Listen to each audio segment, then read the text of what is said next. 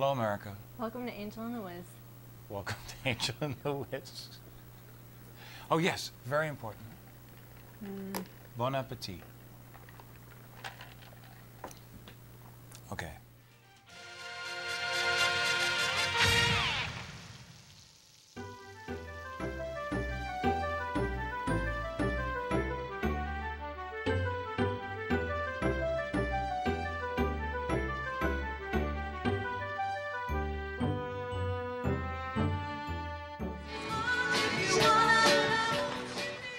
Ladies and gentlemen, this is a special show that Angel has allowed me to share with you this week.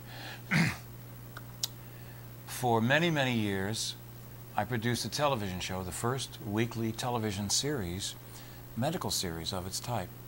And it's focused on recovery from alcoholism and drug dependence.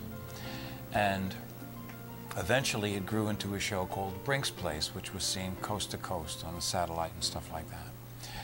And during that period of time, I had an opportunity to meet a very, very wonderful man. His name was Stu Paul, and we used to call him the old man in the field of rehabilitation. And he was just a wonderful, caring, loving guy. And but what he really was he was an alcoholic who went into recovery and saved thousands of lives over the 40 years that he was doing this. And on Tuesday, May 31st of 2011, he passed away. So this show and next week's show is a tribute to this man. And rather than have me tell you about him and what his story was and stuff like that, I have a videotape that I made with Stu, and he will tell us the Stu Paul story. I took the liberty of calling it Hometown Heroes, the Stu Paul story from alcoholic to lifesaver. And we're going to present it in two parts. This is the first part, and I hope that you enjoy it. I send it out to all of you who have been touched by alcoholism, drug dependence, or the miracle of recovery. And I hope that you enjoy it.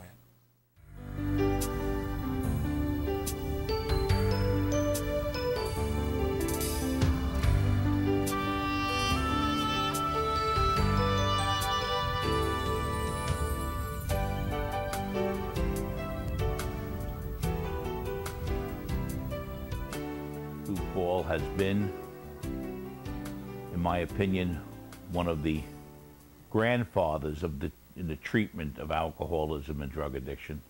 Where does the story of Stu Paul start? Well, little boy, born in Brooklyn,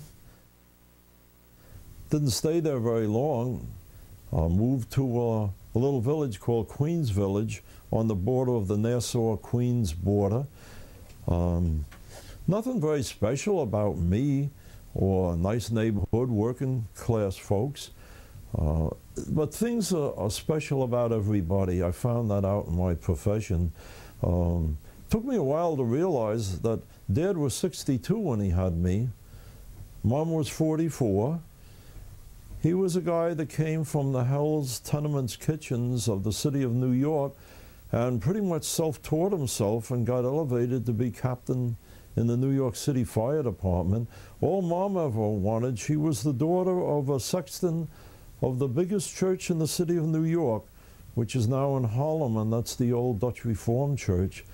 Married late, and just wanted a home and a family, and then Long I came along.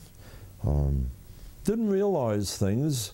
As you get older, you learn words. Everyone teaches you words. I didn't know I had a dysfunctional family. I thought I had a loving family, and I certainly in many cases did.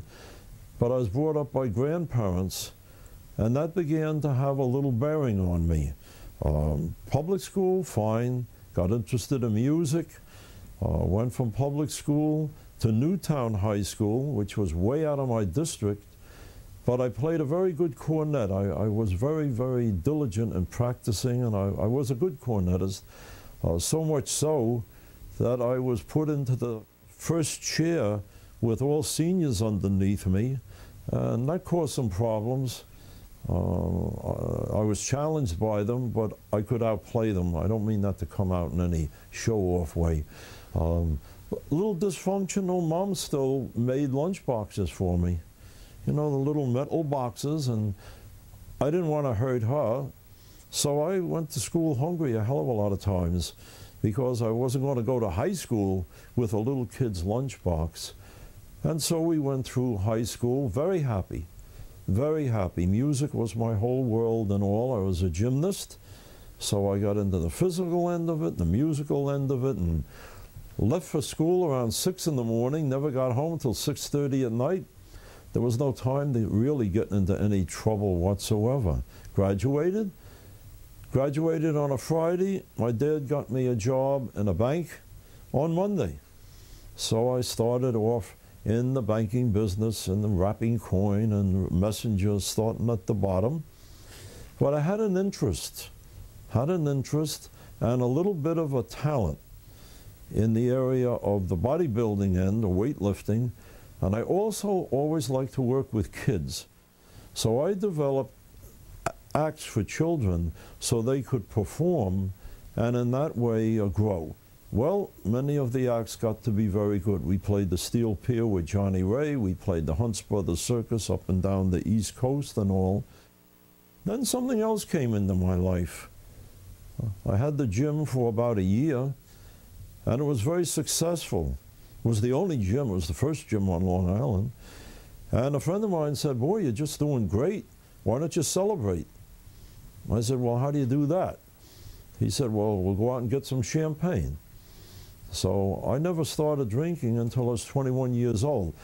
That's unusual, but I can see maybe my life was a little unusual. As a trained gymnast, and you did anything in the area of drinking in high school or smoking in high school, you immediately kicked off the gym team.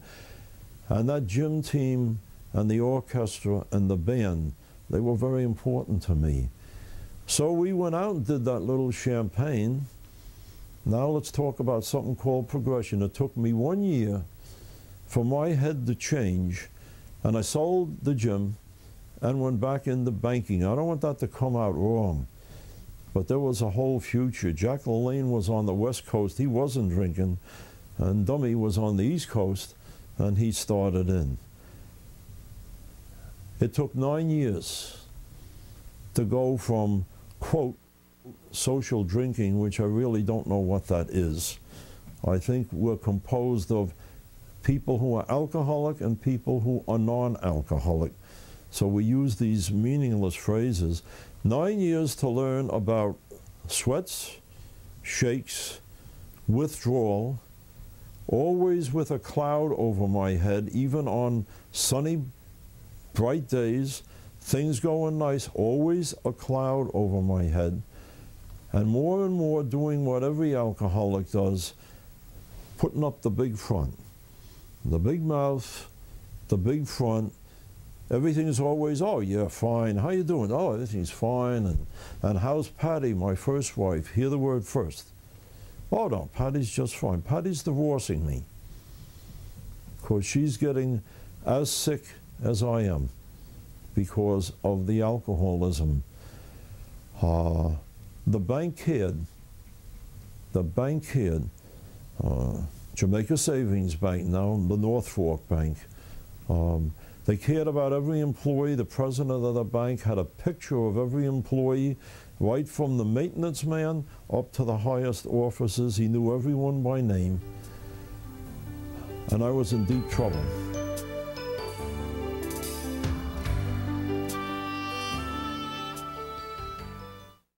How much are you willing to risk? Would you risk your health, your happiness, your life? If one or both of your parents is alcoholic, you're at 4 times the normal risk of developing the disease of alcoholism.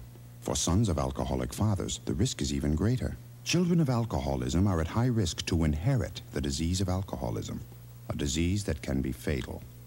Think about it. To learn more, call 1-800-ALCOHOLS. COAs and alcohol. Risky business. A lot of men believe that after their baby is born is the time to start loving it.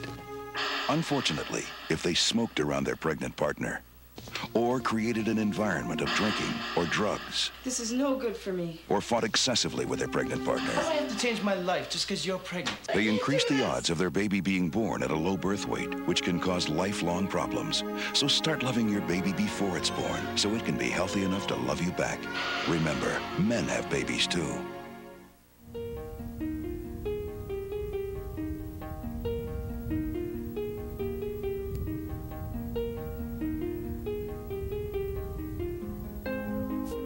To show you how chemicals can take a reasonably sane human being, as very brief as I can. At the time, we were living in Floral Park in a duplex. If you picture a oblong building divided down the middle, the garages were in the back. There was a very narrow driveway, just barely fit a car, ran about 85 feet back to the garages. The building was here, high hedges here, so you had a wind tunnel. In the wintertime, you could have 3 inches of snow on the ground and you'd have it belly high in the wind tunnel. I have to get to work. The guy living in the front of my house worked in an occupation where he had a lot of free time. Never once would Jimmy help me clean that driveway. Now, I got 85 feet of driveway with no place to put the snow and all. Finally, one day, I used the word, and I'm not proud of the word, drunk. But I got tanked. And I also got tired of this business of cleaning out the driveway. So I bellied through the snow up to the neighbor's house, tapped on the door, and said, Jimmy, I said, we got all the snow in the driveway. You got to get to work. I got to get to work, but I need a little help. And he gave me the same song and dance snow job before, and I wasn't in any frame of mood to hear about it. I said, fine, you just do what you want. And I went back, and from my hiding place, I got 2 bottles of scotch. Again, I say this because I was asked to talk about this, but I don't think this was very funny for my wife. Or for my wife's family who lived right across beyond those hedges and all.